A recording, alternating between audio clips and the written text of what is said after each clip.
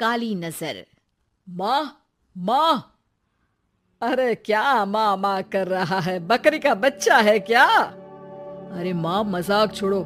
मुझे फाइनली वो मेन चौराहे वाली दुकान मिल गई है। अब देखना, आपका बेटा दुगनी स्पीड से पैसा कमाएगा। ओफो, ये क्या? मेरी ऑनलाइन मेकअप क्लास चल रही है। इतनी जोर से क्यों बोल रहे हो आप दोनों? अरे मेरी धर्म पत्नी जी, मेकअप क्लास बाद में करना।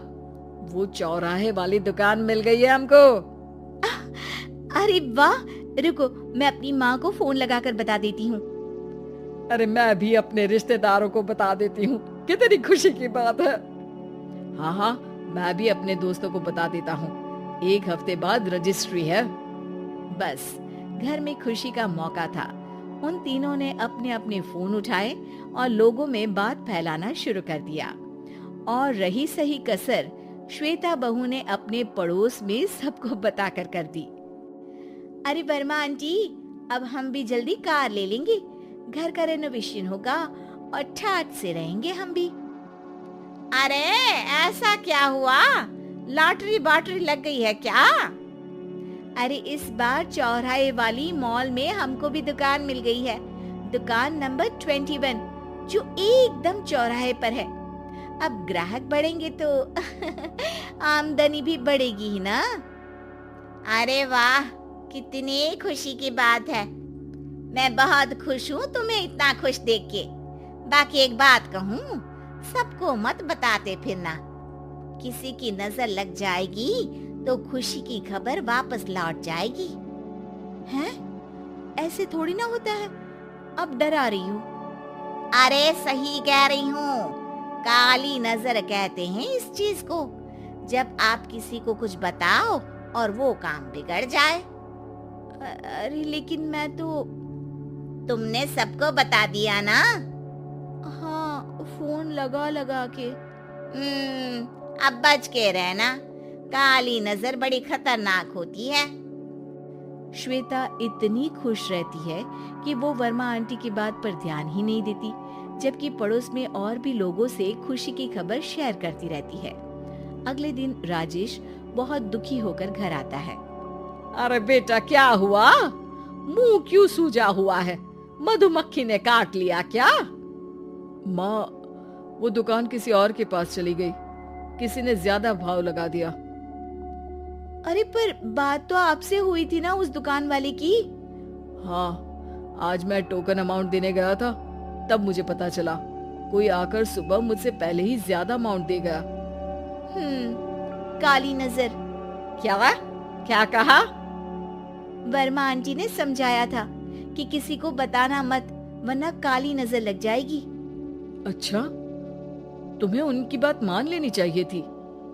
उनकी बात मान लेती, लेकिन उसके पहले ही सबको बता चुके थे ना हम तीनों। अरे अगली बार से ध्यान रखेंगे। कोई भी नई चीज होगी तो किसी को नहीं बताएंगे। तीनों कुछ दिन ऐसे ही रहते हैं, पर एक दिन श्वेता को एक मेल आता है। राजेश, मेरा ऑनलाइन मेकअप कोर्स कंप्लीट हो गया। अब मैं खुद का पार्लर खोल सकती हूँ। अरे वाह, अपने मोहल्ले में ही खोलते हैं। ये जो घर के सामने दुकान है ना, वहीं। हाँ, यहाँ सस्ती भी मिल जाएगी। अगले दिन श्वेता वर्मा आंटी के पास जाती है, मिठाई का डब्बा लेकर। अरे आओ आओ, कैसे आना हुआ? जोर से नहीं बोलूंगी। वो सामने वाली दुकान है ना, वहाँ मैं अपनी पार्लर की दुकान खोलने वाली हूँ। उसकी मिठाई है। अरे वाह, बहुत बधाई हो तुमको। हाँ, मैं कमाने लगूंगी तो राजेश पर पूरे घर का बोझ नहीं रहेगा ना आंटी जी। ये तो है। पर ये बता कि तूने ये बात किसी और को तो नहीं बताई ना? अरे नहीं नहीं, पिछली बार गलती कर दी थी। काली नजर लगी किसी की और राजेश के हाथ से वो दुकान चली गई थी। सबको मत बताना। चलो मैं चलती हूँ, कल दुकान की बात करने भी तो जाना है। अगले दिन श्वेता दुकान के लिए मालिक से बात करने जाती है। अरे लेकिन दुकान तो हम कल रात को ही किसी को दे चुके हैं। कल ही? हाँ, कल ही। 2 दिन बाद कोई यहाँ पार्लर भी खोल लेगा। अब कहीं और दुकान देख लीजिए। अरे पर हमको भी तो पार्लर ही खोलना था। भाई एक ही दुकान है, आधी आधी तो नहीं दे सकता ना मैं। राजेश और श्वेता घर पर हताश होकर आ जाते हैं। इस बार तो किसी को बताया भी नहीं था, अब किसकी काली नजर लग सकती है? सुनो, तुमने माँ को बताया था क्या? अरे कैसी बात कर रही हो, माँ की नजर थोड़ी ना लगेगी। पक्का तुमने किसी को नहीं बताया था ना? सिर्फ वर्मा आंटी को बताया था, उन्होंने ही मुझे किसी को नहीं बताने को कहा। अरे यार तुम भी सही हो, मेरी माँ को नहीं बताने को कह रही हो, पर वर्मा आंटी को बताना तुम्हें जरूरी लगा। अरे वर्मा आंटी ने ही तो काली नजर के बारे में बताया था ना, वो हमेशा हमारा भला ही तो चाहती है। मेरी माँ भी हमारा भला ही चाहती है। अरे पर चिल्ला क्यों रहे हो? बात नहीं कर सकते क्या आराम से? नहीं आता वो आराम से बात करना, और करना भी नहीं चाहता हूँ मैं।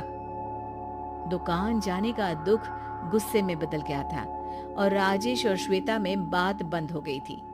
2 दिन बाद मोहल्ले में पार्लर का इनॉग्रेशन हुआ, जिसमें मोहल्ले के सभी लोगों को बुलाया गया, पर श्वेता, राजेश और माँ नहीं जाते। माँ अंदर आ जाओ, क्या देख रही हो? अरे नया पार्लर देख रही हूँ अपने आंगन से। देखो, माँ को दूसरे का सुख देखने में कितना मजा आ रहा है, मेरा दुख नहीं दिख रहा इन्हें।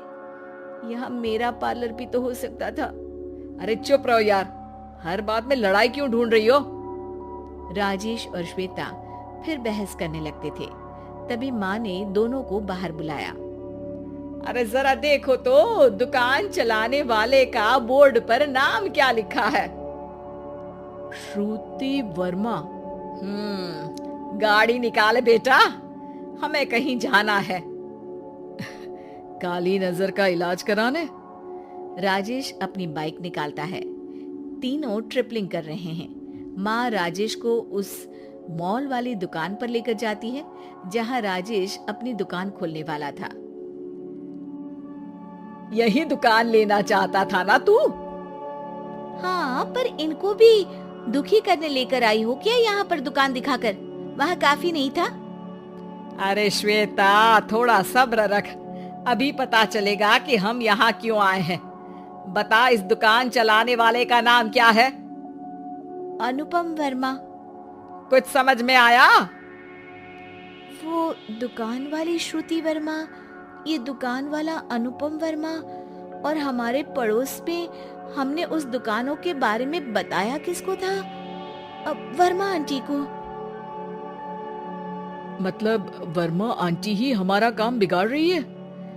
नहीं नहीं, ऐसा नहीं हो सकता, ये बस इत्तेफाक है। राजेश अपना फोन निकालता है और श्रुति वर्मा और अनुपम वर्मा के नाम फेसबुक पर सर्च करता है, जहां ये दोनों ही वर्मा आंटी के रिश्तेदार होते हैं। श्वेता को समझ में आ जाता है कि वर्मा आंटी की ही नजर काली नजर है। अब क्या करना है? कोई भी खुशी की खबर हो तो काली नजर से बचना है, यानी वर्मा आंटी से बचना है। अरे पर मुझे ये समझ में नहीं आया कि वो हमारे साथ ऐसा क्यों करेंगी। अरे बेटा, एक सीख है, दूर के आदमी को आपकी तरक्की से कम परेशानी होगी, पड़ोसी को ज्यादा। दोनों माँ की बात में हामी भरते हैं और अगला काम चुपचाप करने की कसम खाते हैं, ताकि आगे से वर्मा आंटी कोई काम ना बिगाड़ सके।